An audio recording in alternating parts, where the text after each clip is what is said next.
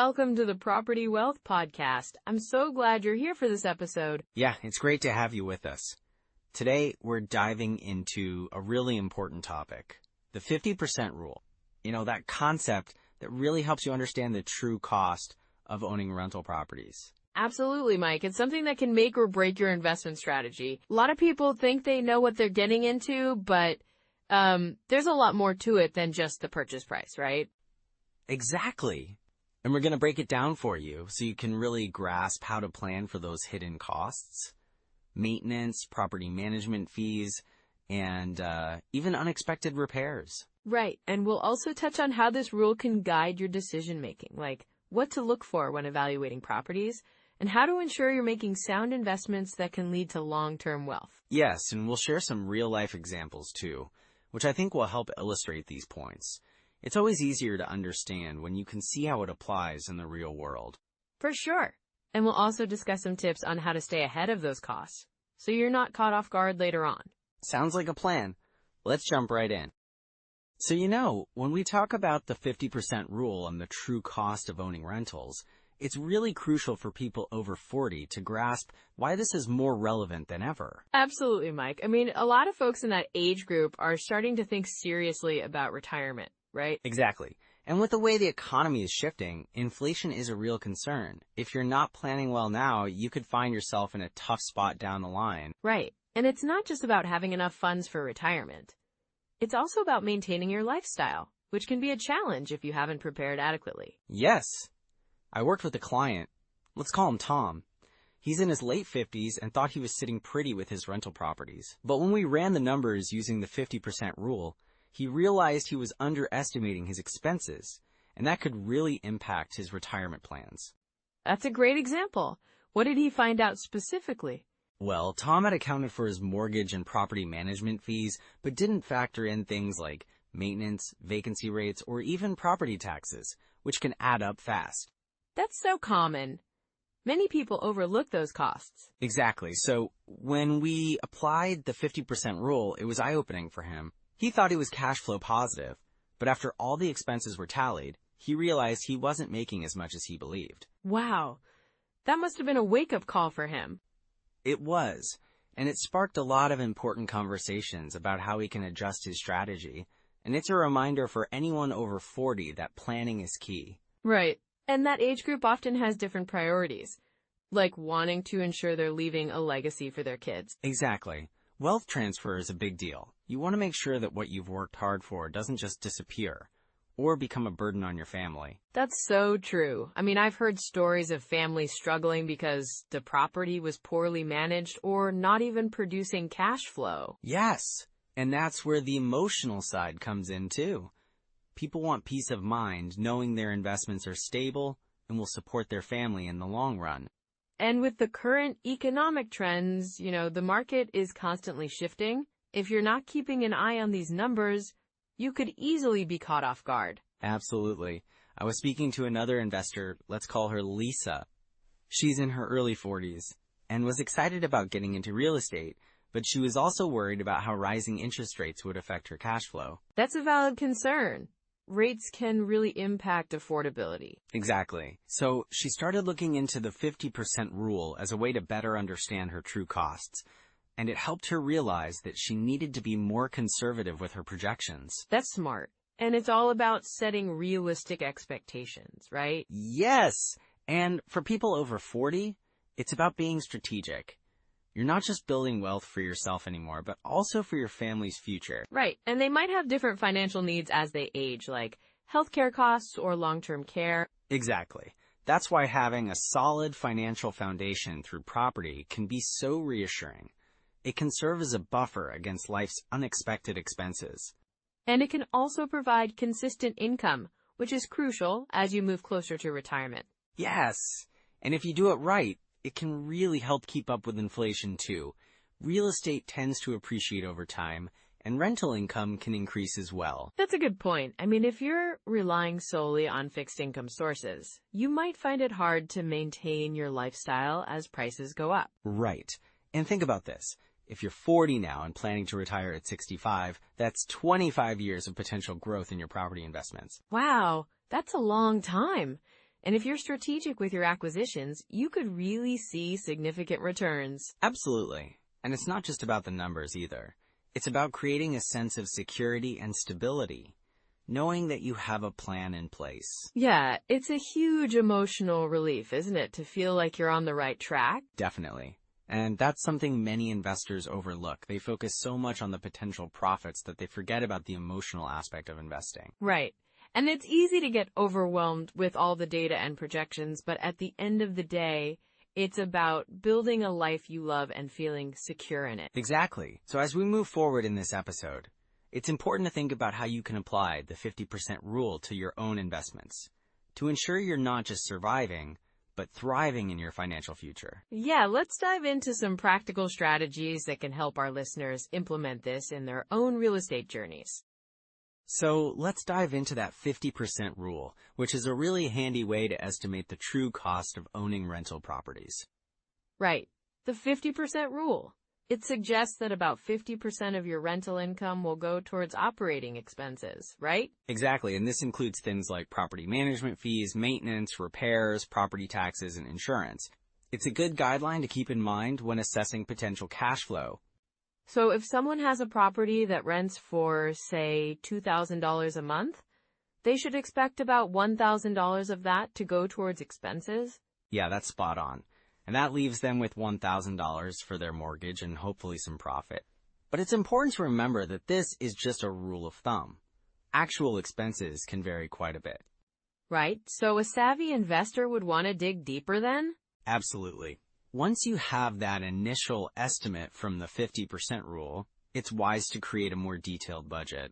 Look at historical expenses for that property, if available, or similar properties in the area. Okay, so what should they be looking for? Well, they should consider things like vacancy rates, which can really impact cash flow. If a property is vacant for a month, that's a whole month of lost rent. Also, think about the age of the property. Older homes might require more maintenance. Got it. So say they're looking at a property in a neighborhood with an average rent of $2,000. They might expect a vacancy rate of around 5%. Right, that means they should budget for about $100 a month in lost rent, so their effective rental income would be more like $1,900. And then applying the 50% rule, they'd estimate about $950 for expenses? Exactly. So they're left with $950 for the mortgage and profit. But it's also wise to overestimate expenses a bit, just to be safe. Good point. And what about the 1% rule? I've heard about that as another quick way to evaluate properties. Yeah, the 1% rule states that the monthly rent should be 1% of the purchase price. So if you buy a property for $200,000, you'd want to aim for at least $2,000 in monthly rent.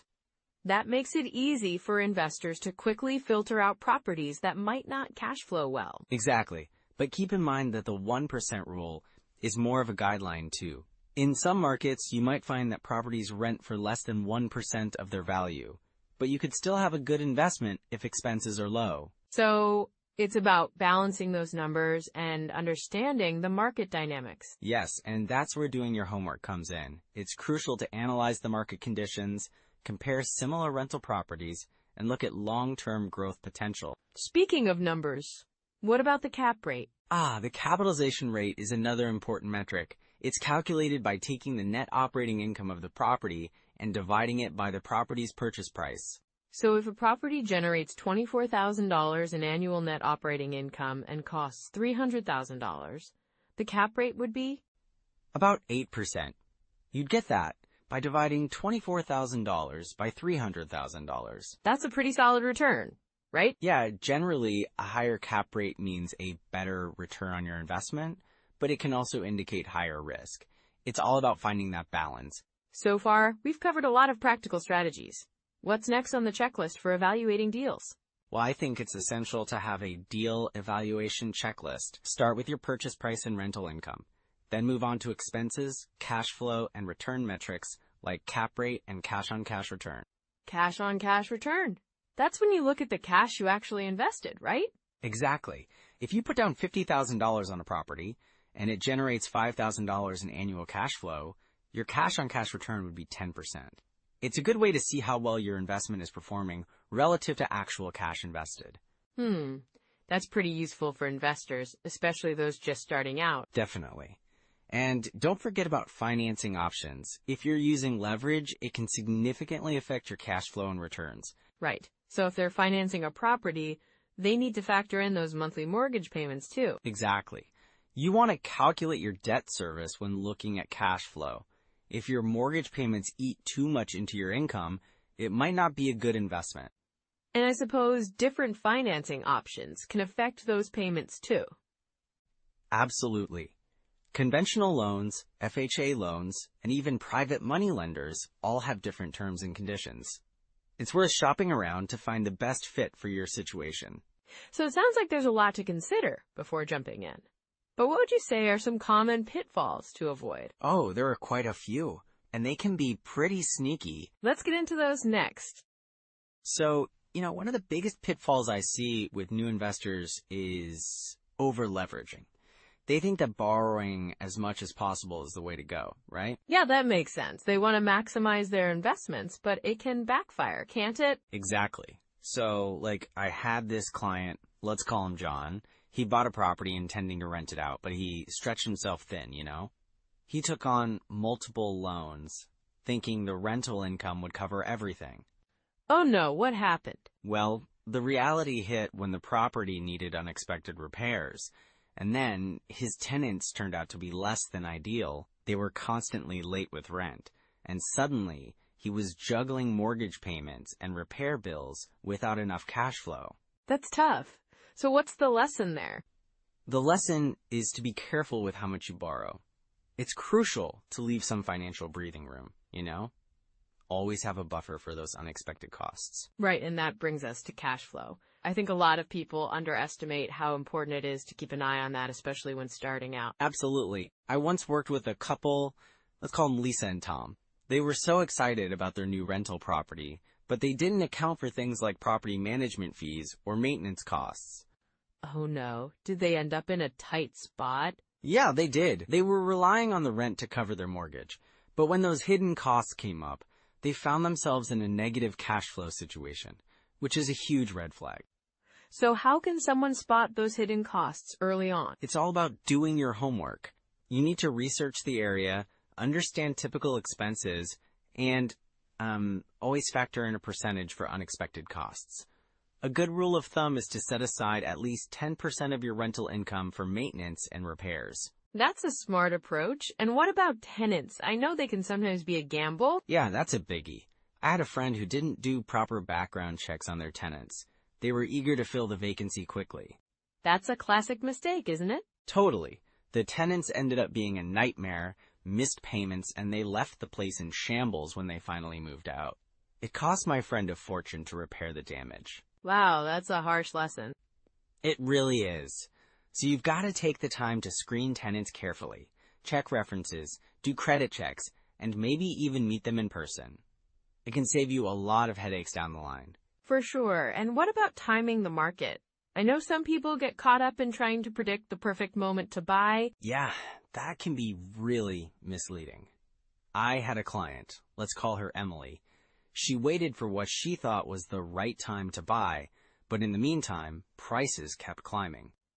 So she missed out on opportunities? Exactly. By the time she finally pulled the trigger, she was paying way more than she would have if she'd just bought earlier. It's important to remember that you can't time the market perfectly. So what should someone focus on instead? Look for properties that fit your long-term investment strategy. Focus on cash flow and the potential for appreciation over time. Don't get too caught up in trying to find the perfect moment. That's such a good point. And then there are those hidden costs that come up, right? Right.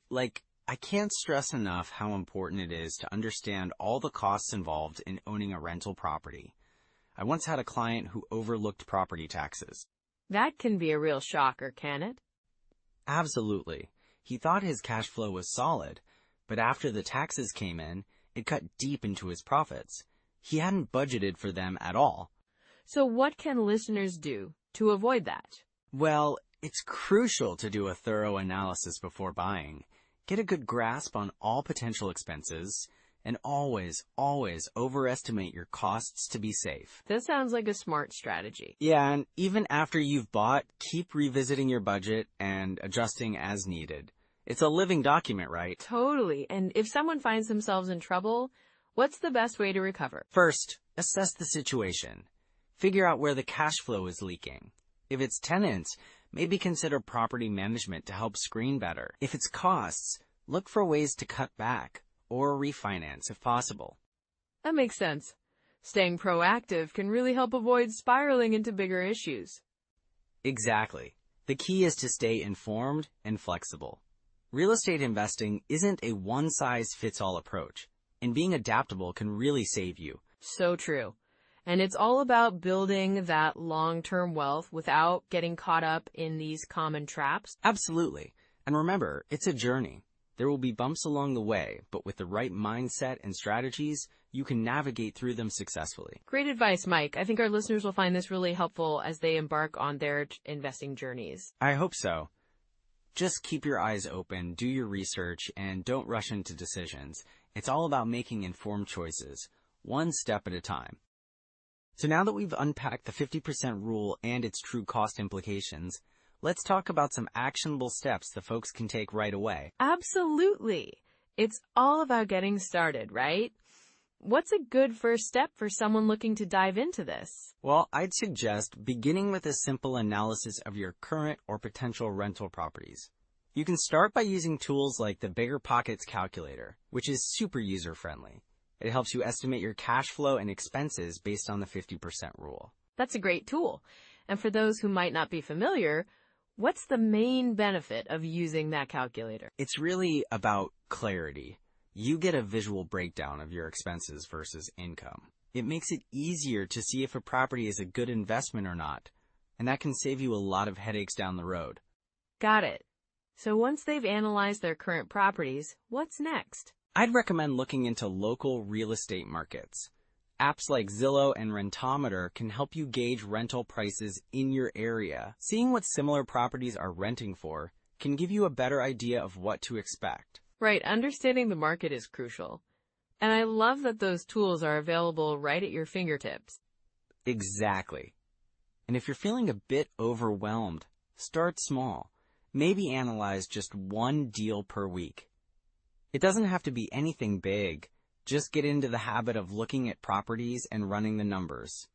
That's such a manageable way to ease into it. And what about connecting with others? Joining a local real estate meetup can be incredibly beneficial.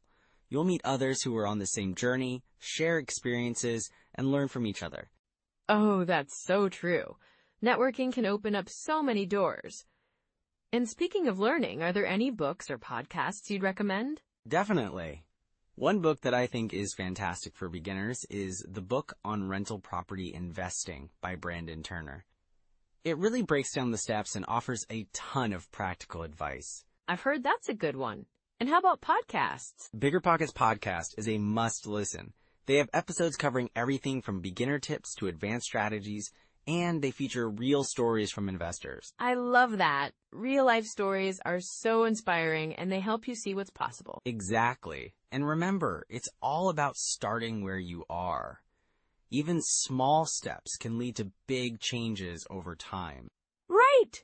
And it's important to build those habits now. Consistency is key. For sure. Another habit to consider is setting a specific time each week to review your goals and progress, just like you would with any other important commitment. That's such a smart idea. Making it a routine can really help keep you on track. And don't forget to stay updated on your local MLS. Many areas have access to market data that can provide insights on trends, which is gold when you're investing. Yeah, that's a great point. Knowledge is power, especially in real estate. Exactly. The more informed you are, the better decisions you can make. So to recap, we've covered some fantastic tools, habits to build, and resources to tap into. And with these tools in your pocket, you're ready to move forward. There's so much potential waiting for you in real estate. So let's bring this all together and look at what we've learned today. So as we wrap up, let's quickly go over those key takeaways from our discussion on the 50% rule. Absolutely, Mike. One big point was understanding that half of your rental income could go towards expenses. It's crucial to factor that into your financial planning. Right, and we talked about the importance of budgeting for maintenance and unexpected costs. You know, things like repairs and vacancies can really add up. Exactly. And don't forget about the potential for appreciation. Real estate is often a long-term game, and knowing that your property can increase in value is really encouraging. For sure. Also, we highlighted how important it is to do your research. Knowing your market helps you make informed decisions, and that can really pay off in the long run. And lastly, we touched on the significance of having a solid financial cushion. Being prepared for those unexpected moments can make a huge difference in your investing journey. Absolutely. So, as you think about building your wealth through real estate, remember, it's a gradual process. Stay patient and focused on your goals. Yes! And if you found today's episode helpful, we'd love it if you could like and subscribe. And hey, drop a comment with your biggest takeaway or any questions you might have. And if you know someone over 40 who's looking to get into property investing, share this episode with them. It could really help them on their journey. Next time, we'll dive into the best property types for beginners over 40. It's going to be packed with useful insights. We can't wait to share that with you. So until then, keep dreaming big and taking those steps toward your financial future. Thanks for tuning in, everyone. We appreciate you, and we'll see you next time.